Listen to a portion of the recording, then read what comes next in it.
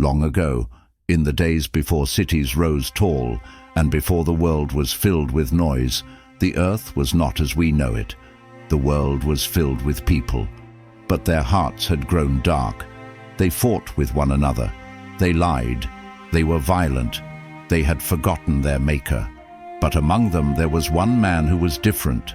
His name was Noah. Noah loved God. He listened for his voice.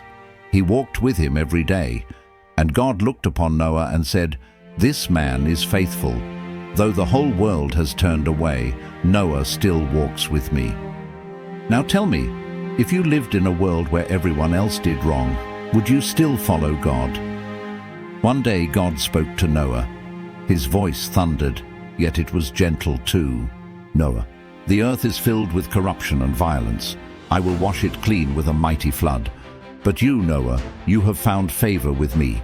Build an ark, a great boat. Make it of gopher wood. Seal it with pitch. Make it 300 cubits long, 50 cubits wide, 30 cubits high. In it you shall bring your wife, your sons, their wives, and 2 of every kind of creature, to keep them alive." Noah listened. His heart pounded.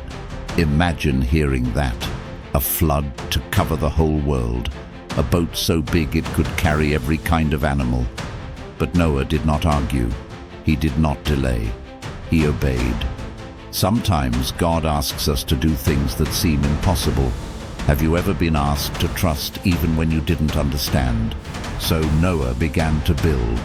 Hammer by hammer, plank by plank, day after day, year after year. His neighbors laughed at him. "Look at old Noah, building a boat on dry land. Has he lost his mind?" But Noah kept on. He measured, he cut, he worked in the hot sun. His sons helped him. And slowly, slowly, the ark began to rise like a giant wooden mountain. And then, one morning, something incredible happened. The animals began to arrive. Elephants trumpeting, lions roaring, doves cooing, sheep bleating. 2 by 2 they came. Leopards and lambs, foxes and rabbits, bears and birds. What animal do you think would have been the noisiest in the ark? And the smelliest? The people of the earth laughed harder. "Look at him. He thinks the animals are coming to him now." But Noah kept trusting God. At last the day came. The ark was finished. The animals were inside. Noah and his family entered. And then, Scripture says, God himself shut the door. And suddenly, the skies darkened, clouds swirled, thunder rolled, and the rain began. First in drops, then in sheets, then in torrents. The fountains of the deep burst open. Water gushed from the earth. For 40 days and 40 nights, the rain fell. The rivers rose, the seas overflowed. The people who had laughed at Noah pounded at the door, crying, "Let us in." But it was too late. The ark rose higher and higher upon the waters, and everything else was swept away. The storm was fierce, but inside the ark there was peace, for Noah had obeyed. Inside it was dark. The rain beat on the roof like drums. The ark rocked with the waves. Noah and his family fed the animals, cleaned their stalls, prayed together, and waited. The lions roared at night. The birds sang at dawn. The monkeys chattered. Can you imagine the noise? But still, they waited. For days, for weeks, for months. The earth was covered with water. There was nowhere to go. Have you ever had to wait a very long time for God to answer a prayer? That's what Noah and his family did. They waited and trusted. At last, after many months, the rain stopped. The ark floated upon endless waters until one day it came to rest on the mountains of Ararat. Noah opened the window. He sent out a raven. It flew back and forth but never returned.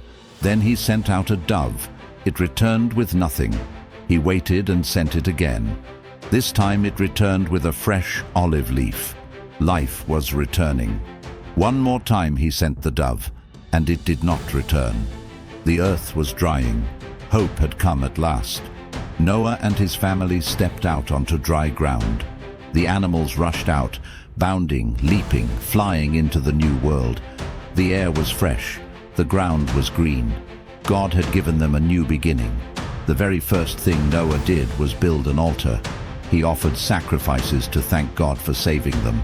And then God spoke again. Never again will I destroy the earth with a flood.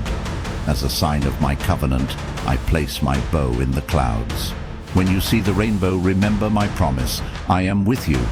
And the rainbow appeared, shimmering red, orange, yellow, green, blue, and violet, arching across the sky. So, my friends, the story of Noah is not just about animals or a flood. It is about faith. When everyone else turned away, Noah obeyed. When storms came, God kept him safe. And when it was over, God gave a promise we still see today, every time the rainbow shines. What about you? Where do you need to trust God, even when others may not understand? How can you be faithful like Noah? That is the story of Noah, the man who walked with God and the God who keeps his promises.